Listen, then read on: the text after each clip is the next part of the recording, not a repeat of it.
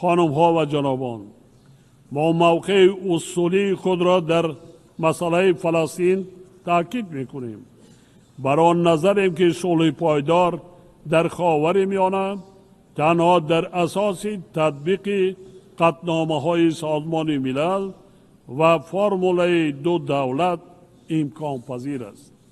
در این ضمن ضرورت حل مسئله مذکور را تنها توسط مذاکرات و راه‌های دیپلماتی با رعایت حقوق بین المللی، علی خصوص مقررات آیین‌نامه سازمان ملل متحد خاطر نشان می‌نماییم.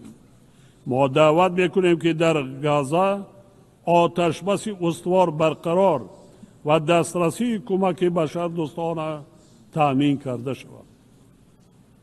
تاجیکستان همچنین جانبدار تامین صلح و ثبات، امنیت کامل و رشد اجتماعی و اقتصادی در افغانستان همسایه می باشد. ما آماده ایم به این روند مساعدت نماییم و در این جهت جامعه بین المللی را به رسانیدن کمک بشردوستانه خصوصا به منطقه های از خشکسالی و زمین لرزه شدید آسیب دیده دعوت می نماییم.